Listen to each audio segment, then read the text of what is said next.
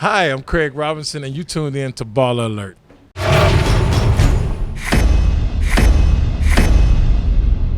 What's going on? I'm Cliff Phil. You are tuned into BallerAlert. We are here with Mr. Craig Robinson.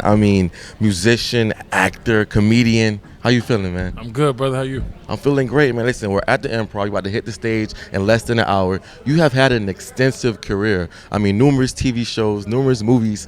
What has been your secret to longevity? Longevity, probably just being genuine. Bringing myself to whatever role or to the stage, and just really pouring my heart out. Working hard and putting it out there. I kind of want to go back a little bit. I know you have 2 degrees. Most people in the industry don't have 1 degree. You have 2 degrees. You was a teacher before. What was that process like in the beginning of your career, trying to figure out, what job fit for you, and then finally getting into acting? I went into teaching really because my mother was a music teacher, so I really followed her footsteps. But during college is when I felt like comedy chose me, so to speak. So I felt like, I needed to get on that stage and do comedy, and I just took over. So I ended up graduating, getting a job being a music teacher, but while I was doing that, I knew I was going into comedy, so I was hitting open mics and, trying to build an act and all of that. Okay, so while you was doing school, you were still hitting a comedy show? Teaching during the day, hitting the stages at night. Wow, man. That's an amazing story. Now, which movie or show would you say has been most special to you? We always have that one that we feel like maybe it was hard for you to get it. Maybe it was your first one, maybe your last one. Which one would you say was just most special to you, and why? There's a couple, man. When I did Knocked Up and then Daddy's Little Girls, I just remember getting both of those roles, and I think I was doing a show in Jersey, Atlantic City, and I just... the news came the same day or something like that. Okay. That I got 2 roles that I'd auditioned for, and I just I just was in the room by myself, like, what? I couldn't believe it. So those hold a special place in my heart as far as my career, and feeling like, oh, there might be a chance I can do something in this game. So you say those are probably pivotal roles for your career? Oh, for sure. Absolutely. Now listen, anybody knows you, at least follow you on Instagram. You always at a concert. Music is heavy. What did the music come? I know your mom was a music teacher, but what did your love for music come from?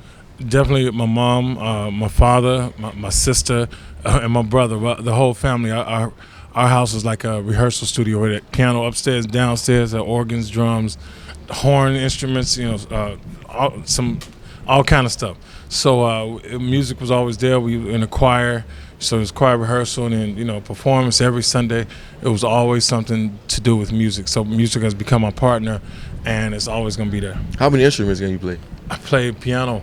Okay, just the piano? I can keep a beat on the drums, but okay. I'm not a drummer. Mostly piano. But yeah, all keys really. Now let's talk Craig Robinson and the Nasty Delicious. Yes, sir. For those who don't know what that is, let us know.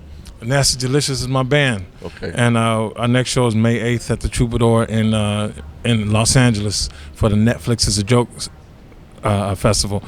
But yeah, I have all these world-class musicians, and we come together and we do my show, but you have a crazy band with it. Okay. So here we go. I can do a drum solo. We got the crowd jumping and dancing. You guys play like new songs. You guys have created, or you guys kind of like we create as we play. We have stuff that we've created, and we'll play covers of stuff, and it's just a bonanza of ridiculousness. So what can we expect from you guys in 2020? I know you guys did some shows. You have a show coming up, but maybe like an album, or are you guys just gonna do some live shows? What can we expect from you guys? We're doing live shows, and we're working on the album. Working for on the sure. album, okay. Yeah. Now listen, we must talk about your hit show, Killing It.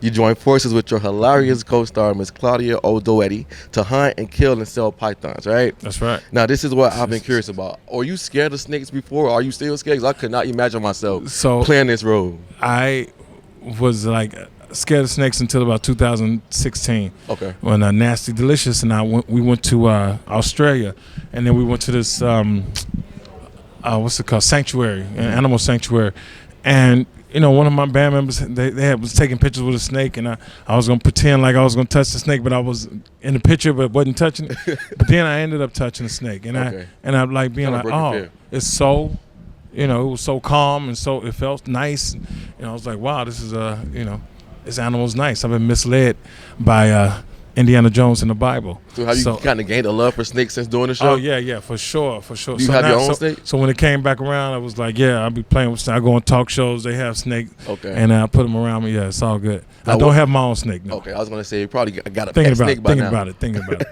Okay, now what is it like offset? You guys are so hilarious. The show is so funny. What is it like? I'm pretty sure it's a comedy show, even when you guys are on set but not airing. What is it like on set with you guys? Oh, behind the scenes? It's fun. It's just it depends on what season. For first season, it was miserable because we were filming in the swamps of New Orleans, and it would be either freezing or mad hot. Okay. But we would still find ways to make each other laugh, and so yeah, it's always lighthearted and everybody's cool, and we love what we're doing and we love what we're saying and making people laugh. So I love it. We could definitely feel it. Great feeling. Yeah. Now let's talk Def Comedy Jam days. Anybody that come from that era, I mean, it was raw, it was ruthless. You guys could say whatever you want. What was that like for you? Doing Def Jam was it was nerve-wracking because I had a whole different style. I was deadpan. I was sitting at a keyboard, and then Bob Sumner hit us up because he did auditions around the states, and then I got the call. I said, Craig, we shooting 4 and we showing 3. So 4 people were gonna take, but one of them gonna get cut. Okay. And so I went, had my sister and my brother went with me, a buddy of mine, Trey, rest in peace, and we were down there, just kind of, and I just went and went for it, did my thing, and it turned out lovely. I think I filmed. I was one of the second or third, but they ended up showing me last. Okay. So I ended up closing the show out. Listen, man, that's amazing. So at this stage of your career, you've done so much. Do you feel like there's still some goals that you want to kind of get, whether it's a certain role or awards? Where's your head at with goals now? Coming this far. I got some stuff that I'm not going to speak on. You got to keep my stuff to the chest. But yeah, there's some things I like to reach. I don't look so much at awards, but there are some roles that I like to conquer. Some things I like to see happen for myself. Yeah. Is there any actors or actresses you wish you could work with? Sometimes you look up to some people like, I would love to work with that person. Man, there's a list. Let me see. I don't know. I can't think of anybody right now. Of course, I'm on the spot.